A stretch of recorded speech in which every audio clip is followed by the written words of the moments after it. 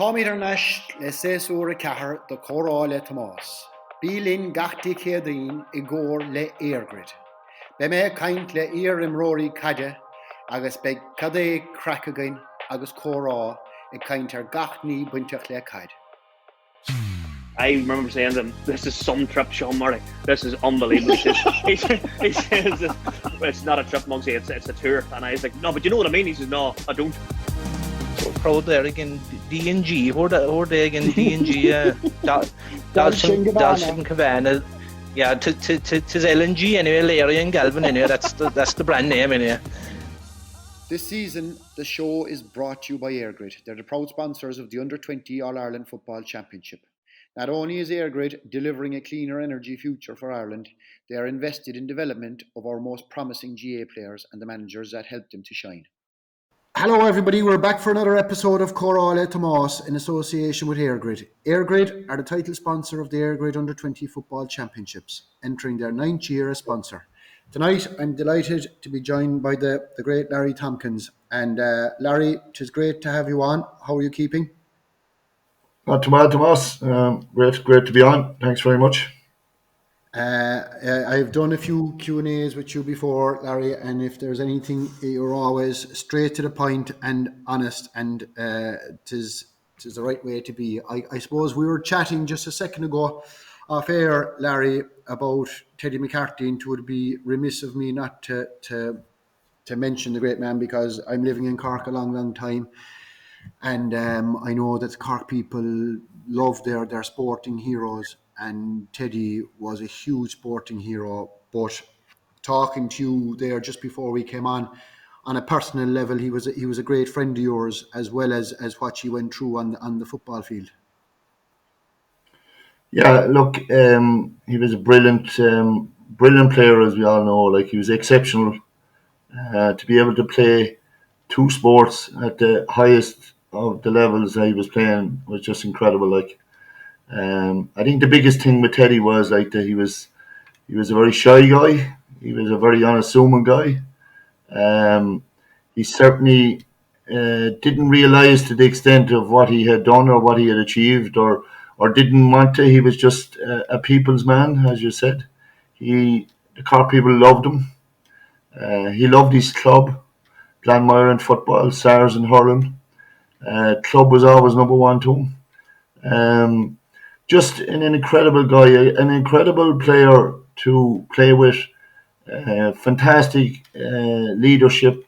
Without him saying anything, he could produce performances, whether it was 50 and 20 minutes of a game, where he would completely dominate.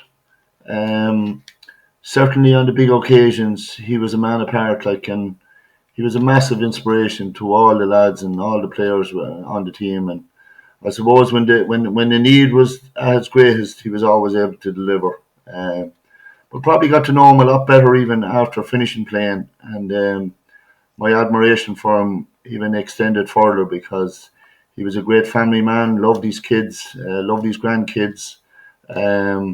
Just a brilliant guy, like that.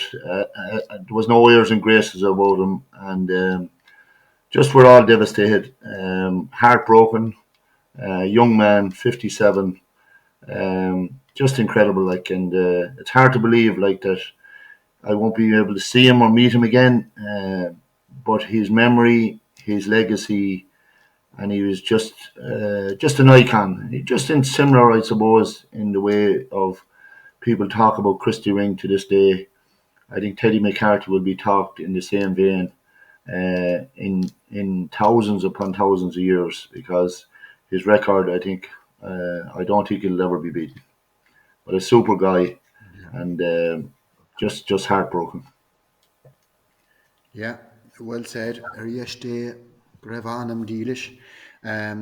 was one thing, like, and even when we were out the back, when we were growing up, Larry, I don't know if I said this to you before, when we were growing up, Kerry were actually coming to the end of their successful run. And that time when we were, I don't know what age, 11, 12, 13, it was Cork and Meath. And then after that, you had the northern teams. But that time up, we didn't have a huge, big, long field of a garden, but we did have a wall. and we'd be jumping up. He had, and when we were jumping, you wouldn't be saying any of the Kerry fellas. Twas Teddy Mack. He had some lip for a ball, didn't he? Yeah, he was. That was his biggest, I suppose, attribute. That was his exceptional skill that he had. Like, he was a guy of 5'10". Incredible strength though. Like, people didn't realize he had. Jeez, like his arms, his legs were so strong. Like, if you took a bang off him, you'd know all about it. Like, but like, I played centre forward most of the time. That time, sometimes I played midfield from at times with Teddy. But sure, like, when he was in the area when the ball went out that time, sure, I never jumped for the ball in the air because I'd be only wasting my time. Um, but Teddy's feet would be on your shoulders, like, and he had just an incredible leap, and he was able to kind of, the brilliant, I suppose, you see Ronaldo playing soccer, the way he's able to hang in the air. Like, Teddy was able to hang in the air, like, and I suppose, there's brilliant pictures have gone around over the last few days. And actually, before the funeral, at the funeral, they were on his coffin, of those leaps. And he was asked one day about one of those leaps. I think it was in Wexford, actually, in hurling. He caught a magnificent ball, and he was asked, Teddy, Jesus, what height were you up there at that time, do you think? Well, he said, I couldn't really judge because that photo, he said, was taken. I was on my way down that time. So that was Teddy. He had great weight about him, Tomas. You know what I mean? So just a brilliant guy to be with. Like, he was great. He was great company. He was a passionate guy. He was he was no nonsense type of guy. Like, he'd tell you straight out, like, and he made it quite clear, like, at the time of the strike when it was going on in Cork, like, where he stood, and everybody knew where he stood in relation to that, and he wasn't afraid. He never hid behind any bush, and just as I said, just a great guy, just a guy that I just love because of his honesty and his endeavour, like. You could sense whatever it is. You could sense in the fans and the supporters. They just all loved him. There was an affinity there with him, and he had that respect. Huge loss, and as you said, Jesus, for somebody at 57, strange enough, Paddy was 57 as well when he died, and it's that's life. It puts things into perspective. Can I get back to football, Larry? Were you always football mad? Say Kildare growing up, was it all football when you were young? Yeah, it was all football. I went, I suppose, to the local primary school in Rathmore. As you can imagine, that time, like, in the early 70s, like, there wasn't an awful lot of competitions, like, for underage. I think the first underage I played was an under 11 competition. But there wasn't too much going on. Like, my biggest thing, and I suppose, without me even noticing at the time, was I had a family of seven, two girls, five boys. I was the youngest of seven, and we didn't have an awful lot. Like, we as I said in my book, I grew up with no electricity, no TVs, just going out into the farmer's field, and the local neighbours and the people that was around gathered to just kick football, and without me even knowing it, like, that's where I really learned, and that's where I really got, I suppose, playing it. And, like, even though I was the youngest in my family, there was out there in those fields, like, there was no mercy. Like, you had to be able to stand up for yourself, and I had a lot of tough brothers, like, they wouldn't be afraid to knock you about the place. So everybody was a bit proud to win the ball, and I suppose, as I said, that's really where I kind of, without me even noticing, that's really where I kind of just got going at it, really. It is hard being the youngest in a way, because if the older lads used to hit me, I'd take it out on Mark, who'd be smaller than me. You had nobody to take it out on, really. Yeah. But no, sure. Look, sometimes when you're when you're young, the people say you know you were looked after the best. But look, we didn't. You know, before my mother and father were great people, they were great workers, and you know, like a lot of people, like a lot of families that time, like there wasn't much there.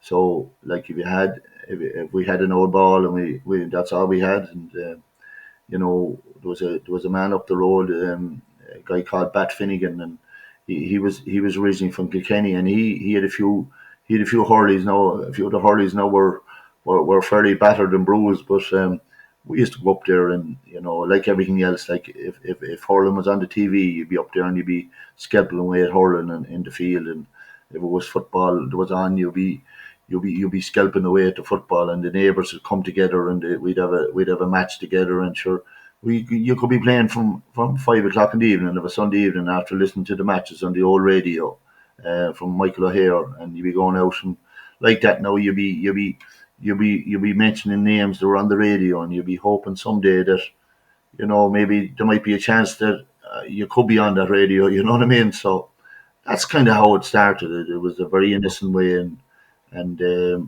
as I said, we I suppose the upbringing and I suppose facing things head on and challenges became you know no big deal. Like you just get on with it, you know. Was there um, nowadays young fellas have access to everything. You throw on whatever it is, social media. They have access to any games back along. That time, it would have been hard enough to seeing your own heroes. Was it going to matches, Larry, or did you see them, or was it just hearing about fellas on the radio, or seeing the odd clip on television? Or did you go to see who were the big names that you would have looked up to at the time? Who were the big names around in the early 70s? Yeah, I suppose initially it was. You probably don't remember Tomas. You probably had all the good stuff, but I remember the old brown radio, the big brown radio that we congregated up in this man's house, Bat Finnegan's house, and all the neighbours would congregate up there, and he was the first man to have the big old brown radio, and Michael O'Hare would be commentating on the games, and sure, look, we were engrossed in the games, and I suppose at the time Kildare were quite a good side. Like they got to a lot of Leinster finals that time in football, and particularly again Offaly. But my first introduction in going to games would have been, you know, my father bringing me on the bus. Like we never had any transport. We'd have to walk about 3 miles to the bus and get on the bus. Then the old number 65 bus, and never forgetting into Dublin. And I suppose my first guy that I really kind of took notice of it in football was a guy called Tony McTeague from Offaly. He kind of had used to have his head to one side, and he was a brilliant free taker. I just, geez, every free he used to be so precise on it, and I just kind of got to kind of be following him a good bit and looking at him, and then we went to hurling finals that time. I used to love Wexford and Kilkenny in the Leinster hurling final. And geez, the belting used to be incredible. Like you'd be afraid in the stand alone on the pitch, like you know what I mean. And the guys like Tony Dorden, like Jesus, like Tony was Jesus. The crowd would rock like when the ball would come into the square, and Tony Dorden would get the ball, and Jesus, there'd be about 6 men on his back, and he'd still carry them into the goal line and get a goal. Like he was just a horse of a man. Like they were probably two very inspirational players, and like there was a guy that played with Kildare, like, and I always say like that. Geez, he was. If there was ever a kind of a mirror image of a Mike Sheehy was some player. Was a guy called Tommy Carew in Kildare. She's like what a genius of a footballer, like, and people don't ever really mention him, like, but he was in that kind of a style of Mike Sheehy, incredible class, like, but I suppose got really no protection that time, like, and you know the Iron Man from Road, Paddy McCormack used to take him out a good few times, and they were bloody hard games. Like they were bloody, you were watching these games, and Jesus, like you'd be saying to yourself, you know, if you want to get to that level, by God, you needed to toughen up, like you know. What, and this is a general question, Larry, it's not, because I'd often have been talking to Dr. Khan, and he would have described you not in a bad way, as insane, some of the way you came back from injuries and what you went through and how you would have played on in games. What actually drove you in general? Were you always driven? Were you always kind of pushing yourself to the limit from a very young age, or did that build as you went along? I suppose from a young age, I was driven like my mother, the Lord of Mercy, she used to say I was mad, like, So um, started off serving my time as a carpenter on the building sites, and it was tough going that time. Like, you were walking. I was leaving home at 5:30 in the morning, like walking a good bit of a distance before I got a lift, and then I'd be working on the buildings then from 8 o'clock to 6, like in the evening time. And then I that time I was on the Kildare. I came on the Kildare team very young, like. My first National League game was 1979, like, and that's when there was games played before Christmas, and I was only 16, believe it or not. Like, I marked a guy, Jerry Kennellan, from Roscommon, and Jerry was a hell of a player, like, and that was a fantastic Roscommon team. But I suppose just driven to succeed, trying to get the best out of myself, and just I suppose all of the things that I was doing. I was working on the building sites. I was eventually got into it wasn't too many gyms that time, but I got into a gym in Naas when it opened by two army guys, and Dermot Early, the Lord of Mercy, put me in touch with those. So um, yeah, I'd say you're right, Tomas. There had to be a sense of madness there. I used to be running around the Naas race. I used to be running around the Naas race course at night time, and the lights from the street lights used to shine in a bit there from the Naas race course. So I used to go down there and run that myself. And Sunday mornings, then I used to run in Punchestown race course, and yeah, I suppose I just wanted to make sure like that I was ready, because, as I said, I was looking at matches when I was young going into Croke Park and those games I mentioned, like, and I needed to be ready, like, if I was going to have any kind of a say against those fellas. Jesus, when you say it there, and I read your book, Larry, and Christ, playing with Kildare seniors at 16. If you listen to enough fellas, they'd say that 16 is too young to be playing minors now. But you were playing senior football at 16 in 1979. And when you put it into perspective, my first match ever for Kerry was in 1998 against Cork, who you were managing at the time, and you played the same day. So from 79 to 98, it was a fair span. Like, you didn't, I know you had a couple of serious injuries along the way, but to be able to play at the highest level for that length of time, Christ, twas, and you didn't go easy on the body. Like, you trained hard throughout your career, didn't you? You liked pushing the body, like. I did. I did, Tomas. But sure, look, I suppose a lot of fellas trained hard, and I was probably no different. But look, just enjoy pushing myself hard, and felt like that. I suppose I just felt confident like that when I went into play games. Then that I was ready, and I felt maybe that I was maybe hopefully a bit ahead of some guys. But like, I learned a lot over the years. Like, I learned a lot about that time. There's no real protection. Like, so you get cleaned out of it. Like, and sure, the umpire, the linesman will be looking at you, and so you could be getting bloody carted off in an ambulance. Like, and there was no yellow cards or red cards or anything like that. And you'd wonder at times had the referee forgot to bring the whistle with him. Like, there wasn't. You needed to be tough, like, you needed to be tough, like, to survive, like, and I was coming onto a Kildare team like that, were playing again the likes of Offaly, who were a serious team. Dublin were a serious team with the likes of Brian Mullins and those fellas still hanging in there, and still going strong. Um, but I suppose went to come onto this Kildare senior team early, and lucky enough, I was able to stay on the Kildare team all of that time, and then played Raven Cup when I was the following year at 17. Made my debut up in Breffni Park against Ulster when Raven Cup was really strong, like when there was 30,000 people I had and another 5,000 or 6,000 outside the ground couldn't get in. Greg Blaney made his debut for Ulster the same day. He was a year older than me.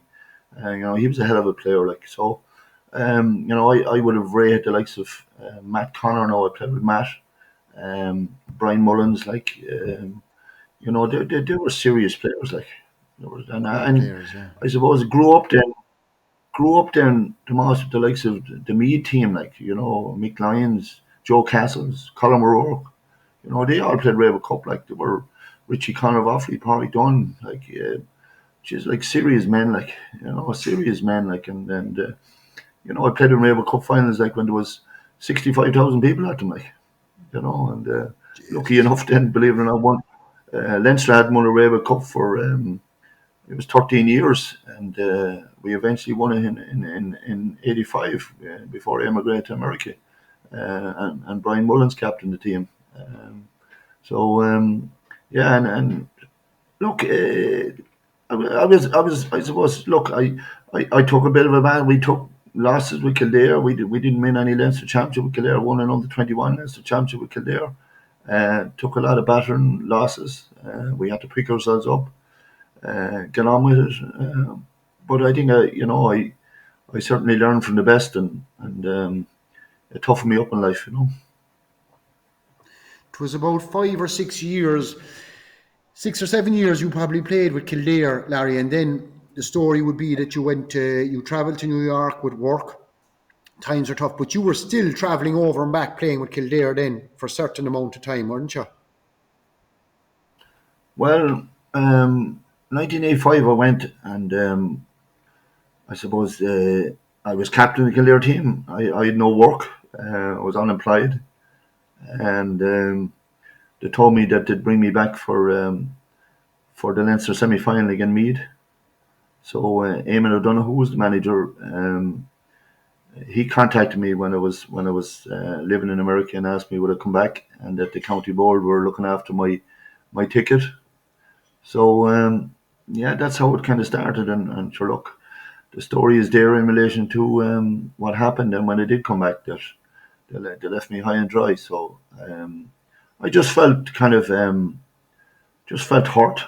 I suppose when you give so much to Kildare for 6 years and more before that, I played 3 years minor, played 5 years under 21, and then 6 years senior. So I lost 2 Leinster finals in a week. I lost a minor final to Meath by 2 points, and I lost an under 21 final the following week to Dublin by a point. So I just felt hurt.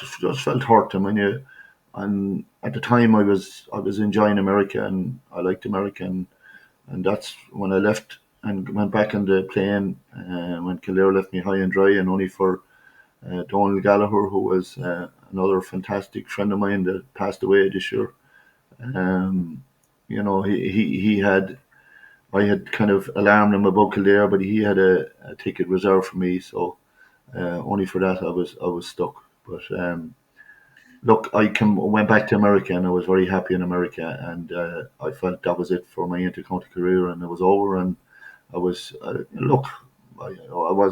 wasn't crying about it. I was hurt deep down, but felt my life was in New York then, and I was going to stay there. Is it too easy? Would it have been too easy, Larry, to say that had Kildare treated you that little bit better, that you would never have played with Cork? Sure, without doubt. Like it just so happened that they never came into my mind. Then when I went back to Kildare, or when I went back to New York, and it just so happened then that my life then turned upside down. Then when I met guys from Castlehaven over in New York, and they were playing with Donegal. So, and I was playing with Donegal, and Parry Dunn had emigrated. That was a great friend of his, and from Offaly, and So we all kind of were based in New York, and I was only kind of talking to those fellas then that I suppose it led to a joke at the start, and then it got a bit serious then, I suppose. And look, I said, I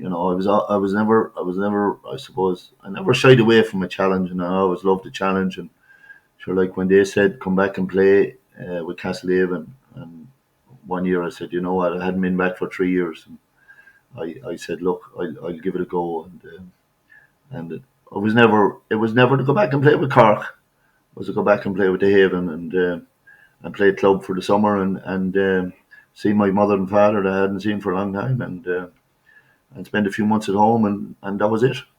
But a lot of things then happened, you know.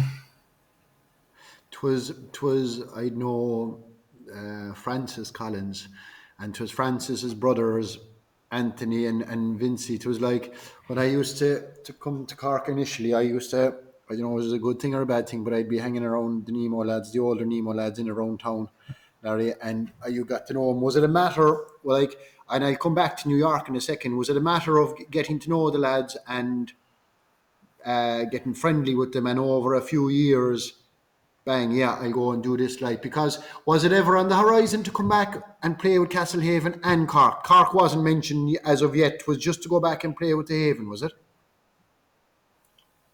That was it, Tomas. A lot of people wouldn't believe me, and I said it in the book that, you know, the guys you mentioned there, the Collins, like Anthony and Vincy, and it was Martin Connolly and Martin O'Mahony. There was four of them over in New York, and believe it or not, from a small club, Castlehaven. So like, particularly Anthony Collins, like Anthony was so passionate. He was nearly as bloody mad as what I was, but he just every time he talked about Castlehaven, and Jesus, like I hadn't a clue where Castlehaven was. It could have been bloody in Timbuktu for all I knew. I never heard of it.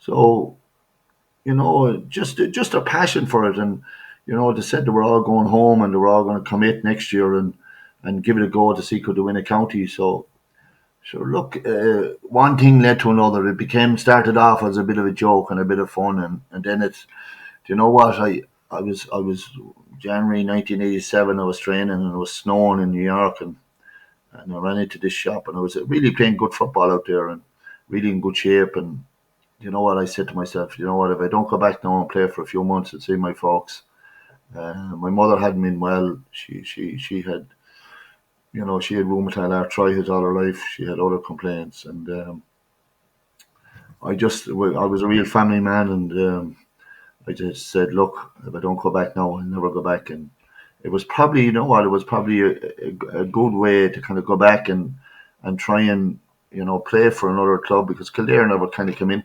never entered my head that because of what happened. And I said, look, and it wasn't the case of going back to play with a county. So I said, you know what, I said, I'll sign that transfer form. I'll go back for a few months. What have I to lose? See my folks, and I'll come back to America again.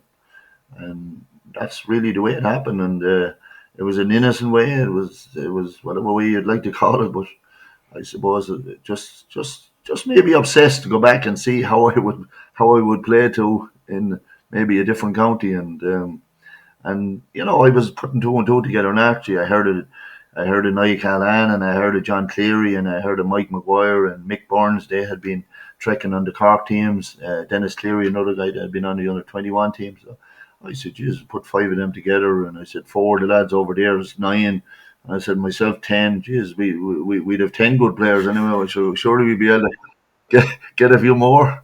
So I said, look, you know what? I'll go back and I'll give it a go. And that's the way it happened, you know. How that time, Larry, and I'd always be fascinated with it. I whatever it is, there's an electricity over in New York it's just a town that never sleeps. It's unbelievable. But that time, and I know it was hard times in Ireland at the time, but that was the golden era of Gaelic Park. It was the kind of time where there was an amount of players. If they weren't living over there and playing over there, they were coming over there. I'd say there was some level of football over there. How long, like, was it a good standard? Was there lots of fellas going over there? What did you like? Did you enjoy the football over there? It was brilliant. Like I really enjoyed it. Standard was great. Um, Crowds in Gaelic Park that time, you would have 8 to 10,000 people there every Sunday. Um, the matches were great. We had a great side. We had a very much home based team. Very seldom we'd bring out players like which you were entitled to do. Like towards the end of the year, teams would bring out maybe 4 or 5 or 6 players from Ireland. But I think the first year I was there, the only guy we brought out was Pat Spillane, and then another year we brought out Jacko, and yeah, the standard was great. Um, I love Gaelic Park. I just loved it. It was tough stuff. It was hard. Um, but geez, the amount of people that you used to meet like afterwards, and sure you wouldn't know who you'd meet. Like you could be your next door neighbour in the old bar there in Gaelic Park, and John Kerry O'Donnell, the Lord of mercy on him, he was a great old character, and there was an old band just to start there. Yes, there was often Tomas. I said, "Geez," I said, "I work in the morning at 6 o'clock." I said, "Geez, I better get out of here." And bloody hell, I'd be still there 10 or 11 o'clock at night time, and you couldn't leave it because like geez, you'd be meeting fellas like that. You wouldn't even know were out there, like guys that were your next door neighbour, guys that you might have played with in school. They were coming from everywhere. There was plane loads coming over from Ireland every week, every day. And where did you go then? Where did people go? You didn't have to be a footballer. You didn't have to be a hurler. You came to Gaelic Park to get a standing, whether he was looking for work, whether it was looking to get somewhere to stay. Um, it was just an incredible place. Like it was just a magic place. And geez, every Sunday I used to go into it. I used to love it. Like I used to love it. Like it was just a brilliant atmosphere. The old subway lines, as you know, Tomas, you played out there a good few times. Like the old subway lines going across, and geez, we'd have the crack one day that whoever hit the ball against the subway, there'd be drink paid for them all night. But I don't think anyone's got near it. But we tried it a few times because we used to be maybe winning a couple of games easy, and we'd be floating balls as high as we could to see if we hit the subway, but we couldn't manage it. But no, we had major success out there in times that were brilliant. Like there's an old saying, the 80s were brilliant for music, but by God, they were brilliant for Irish people. And Yeah. I just loved every minute of it. We won the New York Championship in '85, and so before I got out of the dressing room at all, I couldn't see where I was going. I was drunk. It was just it was just it was just brilliant. Like in '85, we won it. '86, we won it. '87, we won it. '88, we won it. I went back there then after coming back to Cork. 4 years in a row. Like it was, I never beaten there, Tomas, which was an incredible because they ran their championship on a league basis, and it started in April and it finished in October. And look, there was nights, there was days. There was days I went to work, or nights I went to work, or the next morning, and I didn't sleep the night before. So, but look, there were brilliant times, I suppose, and How was I'll the never standard forget of New York. football, Larry? Standard was good. How would you say the Standard was standard? good. Um, I would say the standard.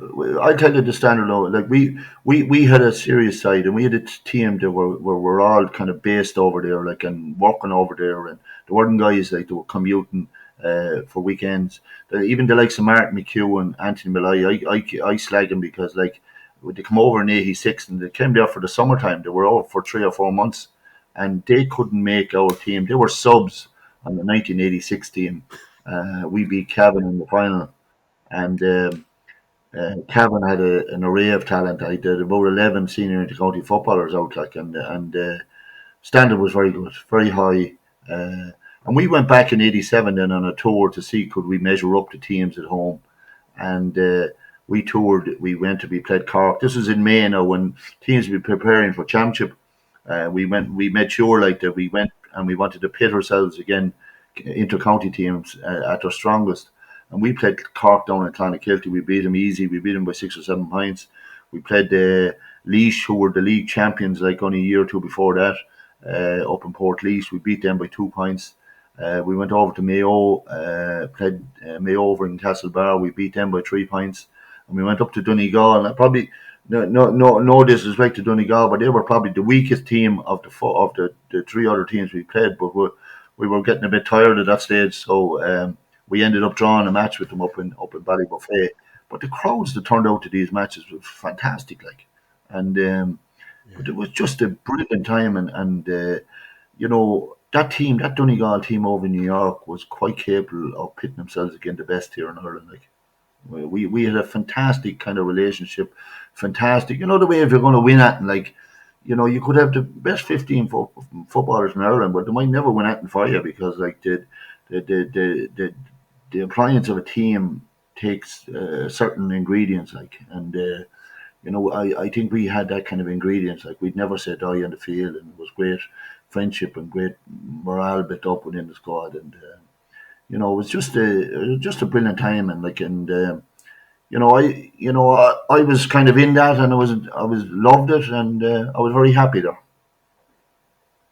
Were most of those fellas, Larry, Irish, obviously, over there? Did a lot of them stay over there, or a lot of them come home? Oh, a lot of them stayed over there. I'd say, even to this day, I'd say 75% of them are still over there. The guys that I played with, guys like that would have come from. There was a guy from Carlow there, a fantastic footballer, Kevin Madden. There was another guy from Carlow there, Lar Malloy, fantastic footballers. Pat O'Toole of Wicklow, Ewan McIntyre, Donegal, Lanty Malloy, brother of Anthony's. You Eugene McNulty from Down, won an under 20 title, under 21 title with Down back to years, but he's been out there since. Dennis Gilbride of Wicklow.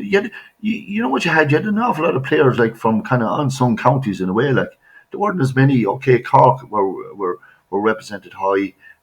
We had nobody from Kerry apart from the few times that we brought out Spillane and Jacko for the games towards the end of the games, which you were entitled to bring out 3 weekend players. But generally speaking, you didn't cross our fellow out there in your travels, is your Paddy? Did he wasn't out there playing football, he was, I suppose. Paddy played. Did he play with Cavan out there a couple of times? I think he played with Cavan. As far as I know Ger Power and went out a good few times and played with Cavan. But I'm not sure. I would have come up against Paddy, that I'd have missed him a good few times now. Even playing with Kildare, when Kildare played National League against Kerry. I played against Paddy a few times, even at that time. Probably.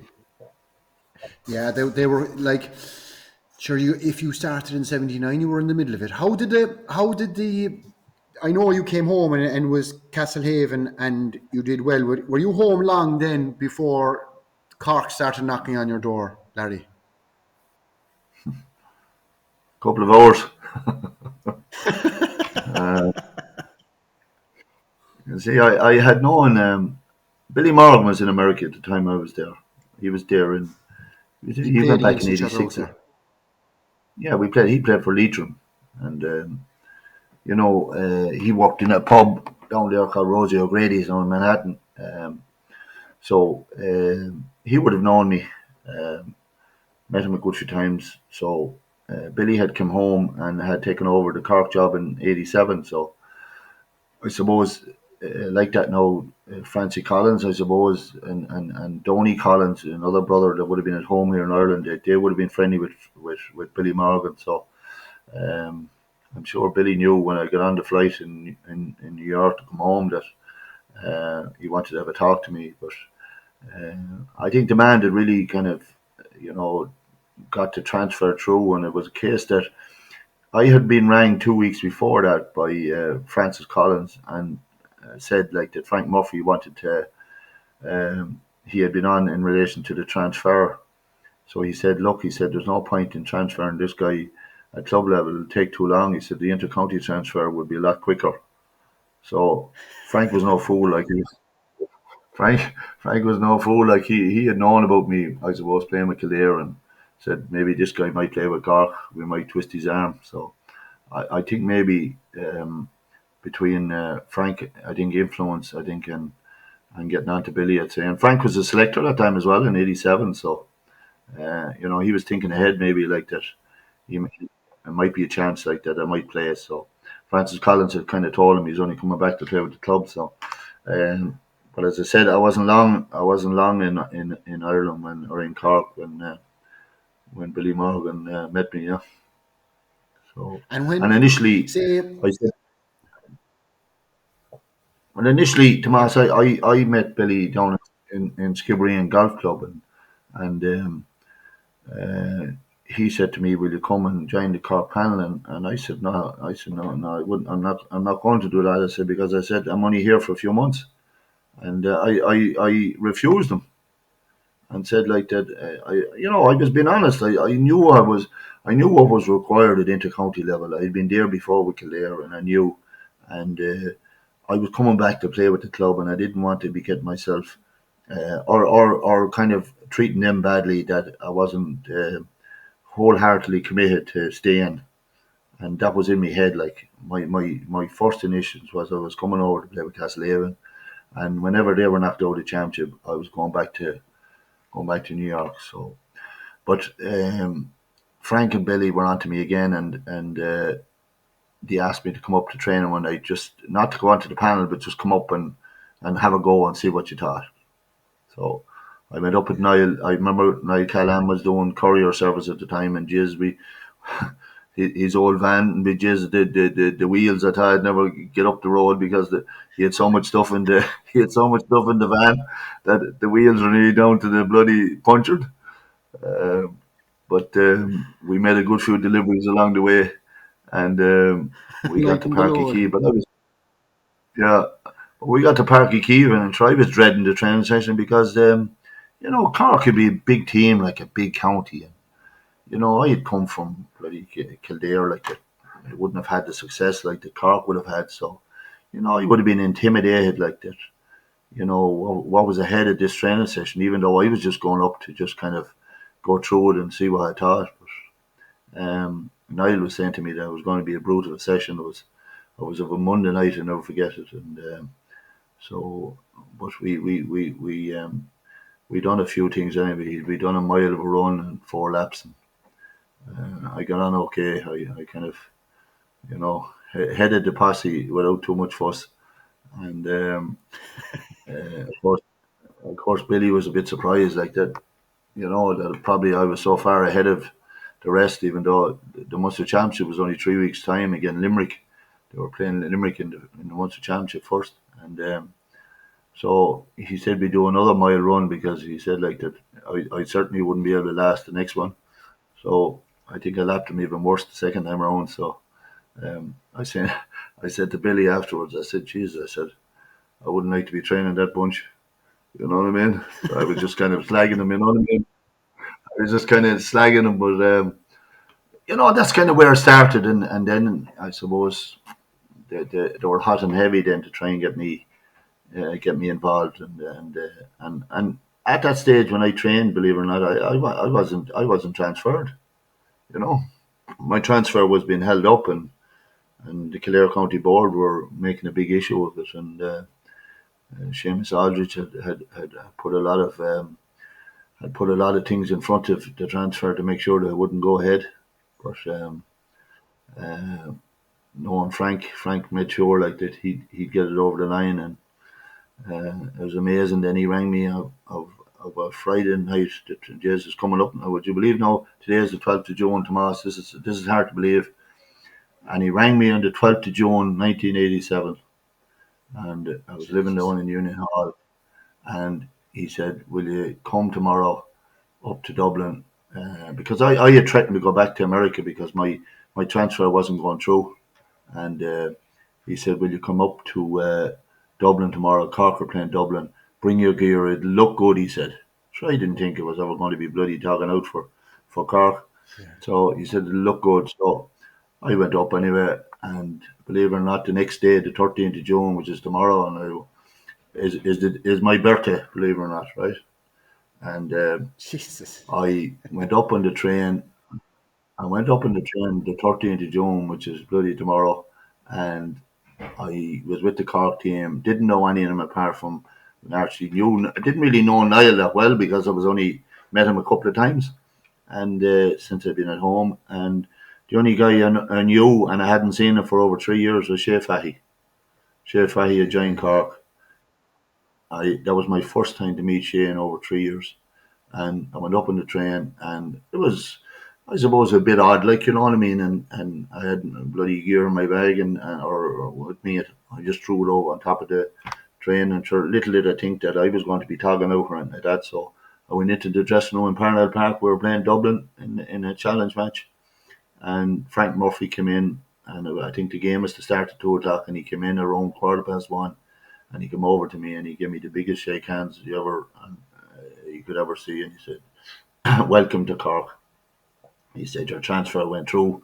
He said a half an hour ago, and transfer went through the day of my birthday, 1987, and I togged out, and I played with Cork the same day. And I marked a guy called Eamon Heary. You've probably heard of him. Jesus Christ, a hard man. A hard man, so they weren't getting any easier as I was getting older. I'll tell you, Larry, Kerry were after winning. Kerry were after winning the All Ireland in '86, and you went and came on, and '87 you were there. I'm not saying, did you think even that time, because Kerry were probably that great team was coming to the end, but I don't think a lot of people would have still thought, was there a confidence? I know maybe ye grand, but did other people think that ye were going to be the force that ye were in '87? I'd say not really, no. I would have thought like that. Cork were, I suppose Cork had been the underachievers again, Kerry. Like, they had been, sure, like for nearly the guts of 15 years, like Kerry were winning the Munster Championships and beating Cork, apart from 1983, when Tyke Murphy scored the goal. But I suppose there was no sense of confidence really in '87. We had played against Limerick. I played against Limerick in my first match, and I didn't bloody perform at all. I was terrible. I was playing, and there was a crowd come up from Castlehaven to see me play because I hadn't played any game at Castlehaven. I got transferred, and all of a sudden, I was playing with Cork before I played with Castlehaven, and I played against Limerick that night. It was Saturday evening, first Munster Championship game, and I was terrible. And there was a crowd. The story has it going back down anyway. The Collins, some Dinty Collins, I think, or Bernard Collins, another one of the brothers, was going down in a bus or in a car, a load of people, and the word was, "Geez, we expected too much. He's only very fair." So he said like that he might do okay for the club, but he'd have no hope. He'd have no hope in the county team. So.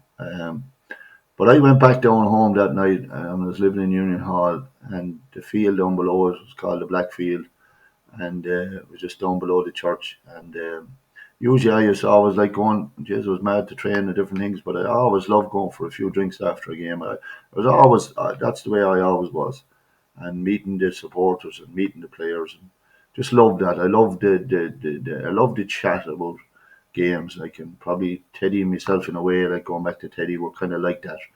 And so, but I was so annoyed the way I played, and there was a guy in the stand that night, a guy from Glen Rovers, a guy called Paddy Welch, a small little man, and geez, he needed no microphone anyway the same night, but he roared out of the heavens, "Go back to bloody Kildare, you're not worth a damn." So I looked up at him and I said, I hope to see you in my head in 4 weeks' time when we're playing Kerry. You know what I mean? So I'm not saying I kind of took Limerick lightly because everyone was saying like that. Jesus, I think I even trained the day before that again Limerick. I'm not making any excuses now because it was terrible on the night. But anyway, I went back down home that night, and geez, I never went for a drink, Tomas, and it wouldn't be like me, you know what I mean? I'd like to have an old drink after a game and stuff. And geez, I got up at 6 o'clock the next morning, and I went down to the Black Field, and Jesus, I ran like mad for 2 hours. he's belted again the goalpost. And fucking, anyone seeing me this day, this guy was fit for the madhouse, But just in my head, that guy that shouted at me, I just said, I'm bloody going to answer you the next day. But anyway, we 4 weeks later, thanks be to God, they picked me again anyway, and I was picked centre forward, and I was playing on Tom's plan, and look, things went well for me, and match was an incredible game. We led all the way, and then of course Mike Sheehy trickled in a goal to put them a point ahead, and the Lord of Mercy, John Cairns, another fantastic guy. Had the ball kicked out. And amazingly, he kicked the ball out that time. He kicked it out so quick. They're talking about quick kick-outs now. He kicked the ball out so quick. I think the bomber was hanging over the crossbar celebrating, and John Cairns had the ball kicked out. And he kicked the ball out to Moss. He was a right-footed kicker, and he kicked the ball out with his left, and he kicked it about 45, 50 yards. And we won the ball in midfield, and the ball was kicked in. And John O'Driscoll was fouled inside.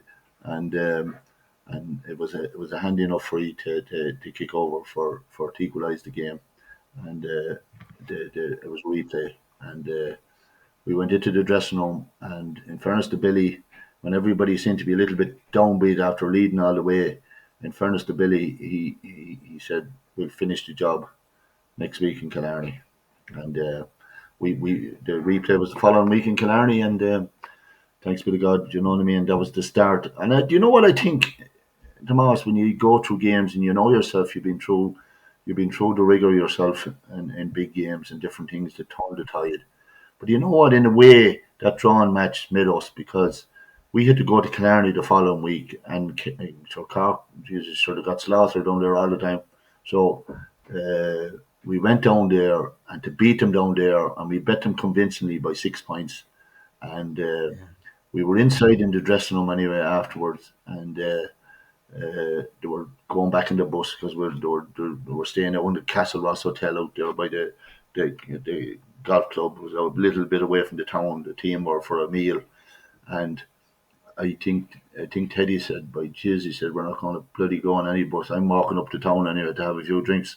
I want to make sure that I want to rub this in as much as I can. So I went up to town with him, and a good few other fellas went up to town, and Jizz, we had a mighty crack. We had no dinner, but we had a mighty crack in it. There's no better place. There's no better place than Killarney anyway. And you know what? That was without doubt, that was the makings of the team, Tomas. I think going forward, it toughened us up, You kicked on, Larry. You were the dominant. It was two teams for the next 3 or 4 years, yourselves and Meath. And that, I know that there's a fierce bond there, and even the last day talking to a couple of lads, they showed up in strength when poor John Cairns and again Teddy. There's a fierce connection there now between you two groups. But back then it was harem scarum, like there was a right rivalry there, wasn't there? A nasty rivalry, like. Look, it was cruel. Like, it was cruel. There was no point in saying any other. Like, fucking hell, like, there was, like, I knew Meath inside out. Like, I played with him since I was 16, 17, 18 years of age. Like, and Shea Fahy had been similar. Like, so we knew Meath inside out. Like, and the one thing I always said about Meath, like, that, Jesus, they'll hammer the hell on you in the field to win. Like, but if you hammer them, they won't complain. They get up and they get on with it. And I always admired Meath, and I knew what was coming down the line. Like, even though Kerry were a massive team to beat in the Munster Championship, and they were always a massive stumbling block to Cork. And you could see, like, that, I suppose, with the exception of myself and Shea, we hadn't suffered that bereavement, as you call it, again, Kerry for so long. So, like, we were treating Kerry differently. You know what I was when I played against Kerry? Jesus, I used to love playing against him, because I said, look, Jesus, I'm playing against the best here. If I can play well against Kerry, well, then I can play well against anybody, So, like, but I think the Cork fellas were nasty. They were hammered so many times, like, that there was a lack of confidence there. But Meath, I knew what was coming down the line. I knew what was coming down the tunnel, and I had said it to Billy so many times, like that. Look, these guys are a different animal. Like these guys are serious. These guys are they're physical. They're serious footballers, and every one of them fellas, no matter if it's a corner back or corner forward or wing forward, whatever it is, every one of them are leaders. Like Jesus, not talking about the guys down the middle. Like so, Jesus, you'd want a JCB to move them. Like you know what I mean? They were bloody strong men. Like they were seriously strong men. Like and you had the likes of Mick Lyons, Liam Harnan, Jerry McEntee, Liam Hayes, Joe Cassis at time centre forward, and Colin Moore full forward. Like what a lineup! Like like. But every one of those guys like could play football. Like they're the full forward line. Like I thought I'd never see a full forward line of the likes of Mike Sheehy, the Bomber, and the Lord of Mercy and John Egan. But then when you put the likes of Bernard Flynn, Colin O'Rourke, and Brian Stafford, Jesus, they were a hell of a full forward line. Class. Like they were brilliant full forward. So like there was a lot of there was incredible friction. Like there was 87. No, they were deserving winners in 87, but we played them again in '88. There was it was a lot of sour taste, like you know what I mean, bitter. Like we that time there was no such thing as teams traveling to New Zealand or Australia and going on trips. Like it was, you went one place and that was over the Canaries, and you'd only time you only had a time in January to go or whatever, and both teams, Jesus, hard to believe, like both teams ended up going to the same bloody spot, like staying in the same bloody places. Saying Was there any and talk? before we left, and I tell you now what happened, and I'll be honest with you, and I said in my book that we had a meeting, and Billy said, look, and there was a lot of friction. Billy said, look, he said, nobody fucking talk to these fellas, that's it. So I said it straight out, and I wasn't going to be going behind anyone's back. I said, look at Billy, I said, I'm telling you now, I said, I'm going to fucking talk to him. I don't care. I said, I'm going to talk. I said, I played against these fellas since I was 16, 17 years of age. And I said, we have to do the talking on the field, like, and beat them, as simple as that. And I said, I wouldn't give them satisfaction. So look, there was a big number of our fellas didn't talk, right? Or they didn't talk back either. A lot of the other fellas. But I talked away, and Jesus, like, no problem. I fucking met Gaelic and Beggy, and we had great crack and went with drinks with them. And I met Hayes and McEntee. I would be very friendly with McEntee and Mick Lyons. So Jesus, like these were guys like I grew up with. Like I played Rivalry Cup with. So like, what was the big deal? Like if like okay, the B is like, but like we had to toughen up and measure up to it. But that was there, and it was as nasty as I ever seen it. Like there was a lot of friction. Came along to '89. We won the All Ireland like against Mayo, but there was unfinished business. Simple as that. Like did we want to beat Mayo in the final? No. Like we it was great to get the All Ireland medal, but would I look at my All Ireland medal now in '89 if I didn't beat Meath? I'd have it thrown up into the attic. I wouldn't care, and I'd be honest with you. He judged Like it on that. He judged success on that Meath team at the time, like. sure, look at Tomas. You said it there earlier. Like Meath and Cork were serious teams. There's no doubt in my mind that if one of those teams didn't arrive at that particular time, no doubt in my mind, Cork and Meath would have won 5 All Irelands at least. At least. No, there were exceptional teams. Like that's the only way to describe it. It was two bloody well machines going at one another, hammer and tong, and there were serious players on both sides. Like and they were hell. Even though there might have been low scoring games, but the battles were ferocious. Like there was, people went to see the battles of Colin O'Rourke against Nigel and fucking Liam Harn against Larry Tompkins, whatever it was. You know what I mean? They went to see those battles, and there were those battles. Like it was heart wrenching stuff. Like and like Meath were there, we were there. We had beaten Mayo in '89. Was there unfinished business? Of course there was. We came along then in 1990, and probably what what really won us the All Ireland was we played Meath in the league semi final on, was it an Easter Sunday. Never forget, up in Croke Park, and Jesus Christ, there was 40,000 people at it. I'd say 35,000 was from Meath. And Jesus, apart from the team, it was a cruel game. It was fighting going on, belting going on. It was incredible. It was just a war zone. That's the only way you describe it, like for a league semi final. Yeah. And it was the old dressing rooms at that time. And Jesus, the Meath crowd came in. They were like bloody animals coming down to eat me alive. It was like that.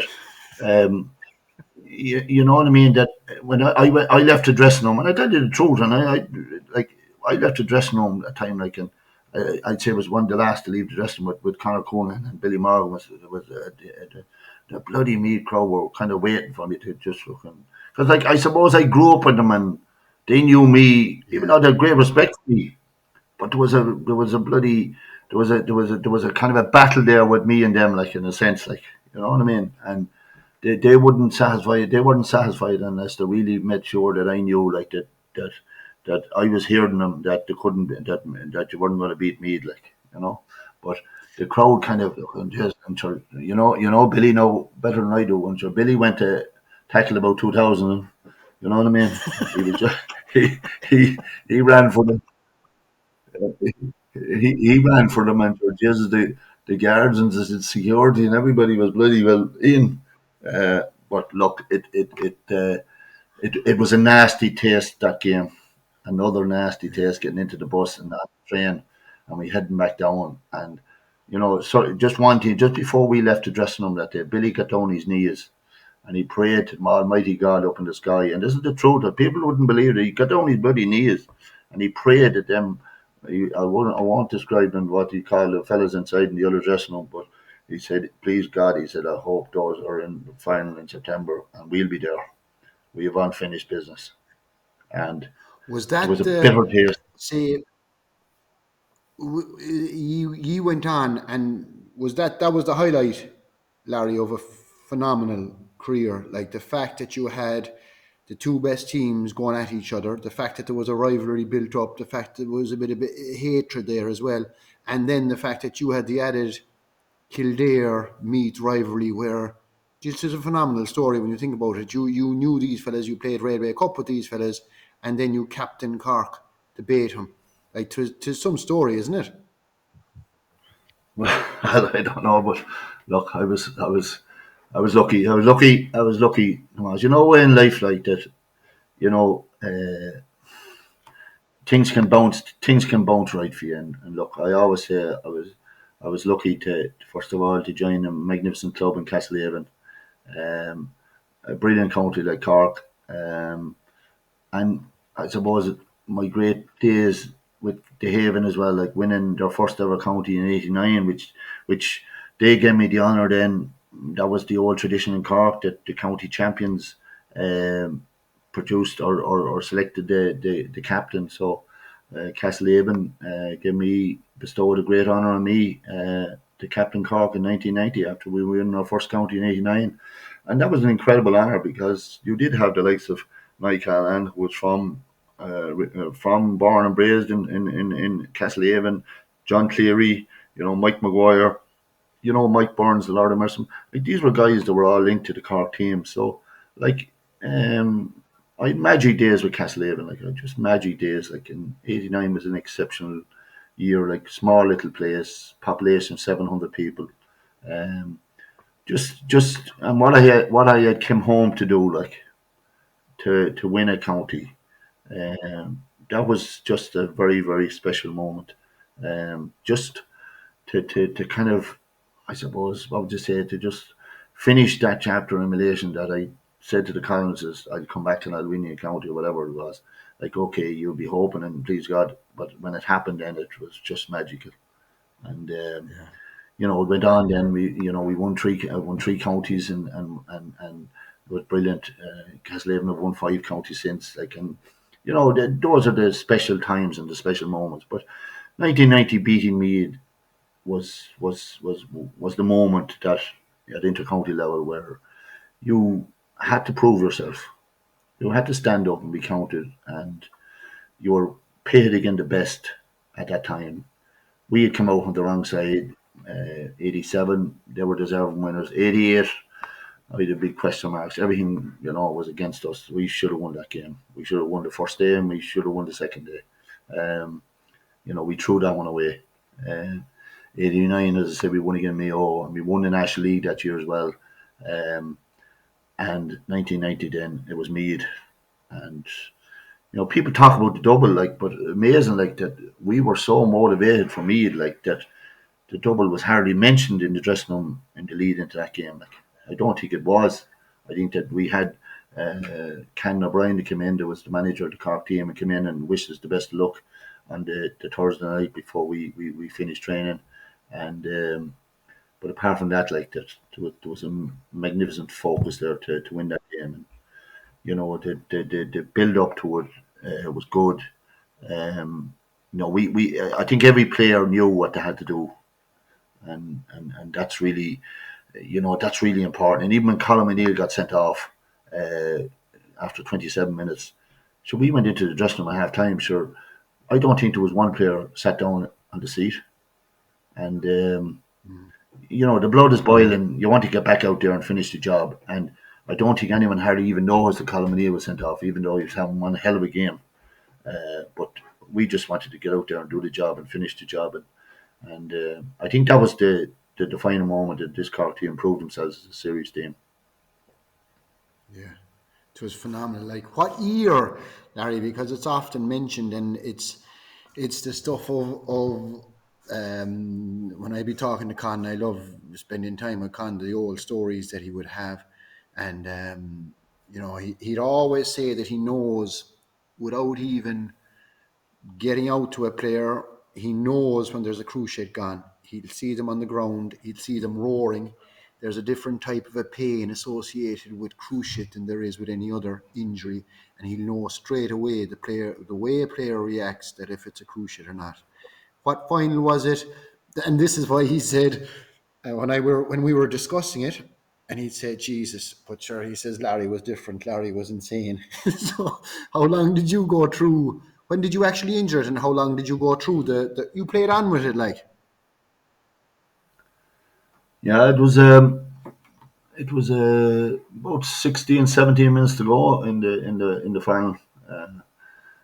And it's funny because I'd say 5 minutes before that, Mick McCarthy went down, and Mick stayed down, and Dr. Khan came on, and Mick was after, I think, going over in his ankle and badly, and Dr. Khan, shoved him off straight away. So, geez, when there was a ball that was actually played up the Hogan stand, and it went out over my head. Of course, Barry Coffey kicked him, and I always said to him, Jesus Christ, if he had to pass the ball right, I wouldn't have got into trouble. But he kicked it way over my head, and I had to kind of run onto it. And Martin O'Connell was coming one way, and I was coming the other way, and it was a challenge. There was nothing malice in it. I went one way, and my knee decided to go another way, and I could feel the crunch, and I knew I was after doing serious damage, and there was ferocious pain. I got up. I didn't even lie on the ground. I got up straight away, kind of shrugged my knee, kind of just, I don't know what it was that kept me going. I just said, look, you know what? It's my last game I'll ever play in my life. I have to beat these fellas anyway. So I just kept going. Jesus Christ. I could speak. We're talking a good while now already, Larry, and you went from there, finished off with Cork, and you went managing Cork, and there's another 20 minutes, half an hour on that. You're still managing. I saw you. I was at a minor game lately inside in the Dyke. You had a good win. You're still managing. You're involved with the youngsters out in Bishopstown, and that was a good. That was two good minor teams actually. Some very good players. You had a great win with Bishopstown over Nemo. You're still enjoying it. Actually, look, I'm kind of retirement age. I'm taking things a bit easier now. I was in the pub game for 34 years and sold that there about a little over a year ago. So look, look, You're enjoying I it without. enjoyed so That's much. another thing. You're enjoying it. You're enjoying life. That's a tough game, Larry. On top of everything else, Yeah. and you were at it 34. I didn't realize you were at it 34 years. That must be a big change. Yeah, like it's a big change, and of course I miss the people, I miss the company, I miss the great people and great supporters that came into me for so long, for that length of time, always supported me. Of course I do. I miss that end of it, but like, look, there's a time comes, and I wasn't able to kind of. My son is playing there now at Bishopstown, and I was dropping him to the gate at Bishopstown, and maybe having to go into work, and then my daughter was into other things, and you know, your kids are gone and grown up, and you don't really see their development, and you don't really see them the way you should be seeing them. And look, my wife has her own business, and I'm lucky there. She carries the can for me now. She's the bread and butter winner now. But look, I'm just so delighted now that I was able to kind of go back and help out in some little way, or a bit of experience of what I've gone through, and the enjoyments that I got, like sometimes all of this can pass you by, and you maybe wish that you should have put a bit more back into it. And I got great thrill out of being involved with the lads there now up in Bishopstown at underage level there now, and it's a new lease of life. It's a new lease of life, and I enjoy that now, going up there, and I can go up there without any pressure now. I can go now. I love going now, and I watching my son playing there now, and just have no pressure of rushing to work or rushing. I having to go and do other things, and I'm able to watch him and see him grow and see him develop. And so they're the most important things of your life, like, you know what I mean. Your family is number one. As I always say to players, like, that when they play, like, you're doing this for the loved ones, for your people, for of course you love your club, and you have to love your club. Um, Club has to be number one, but before that, your family is number one. They have brought you to this. They have brought you up. They have encouraged you. To have done everything for you. Like, and there's no better feeling to be successful and to enjoy it with your family. Like, and I think that's special that we all go through.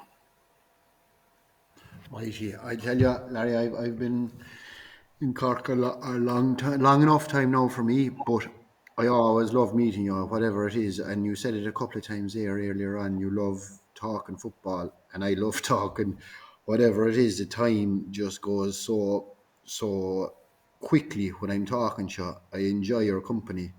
I like to thank you for like you. I saw it somewhere written lately where was voted the greatest Cork footballer of all times. You'd be up there and one of the greatest footballers of all time. I don't know what it was. It was the hardness, but it was also the fact that you had so much football in you, and there was the mental toughness. It was the whole package. I'd like to thank you. Thanks so much, Larry, for coming on. It was a pleasure to have you on Comhrá Le Tomás. Of course, thanks to EIRGRID. Without them, all this wouldn't be possible. EIRGRID are a proud partner of the GA since 2015. And if you've missed any of this season's or last season's episodes, you can click on the link in the bio. Larry, Goramila Mahagot, and we'll have a cup of tea the next time, and we'll finish off a few more of those stories. Thanks a Can I, million for coming on, can I just say and all the can I best. just say one last can I just say one last thing there, Tomas? Um, Yeah. just for and this is for your own family and friends. Just to and you mentioned there earlier, like this, Paddy. I played against Paddy. I managed against Paddy. Just an incredible guy, an incredible friend.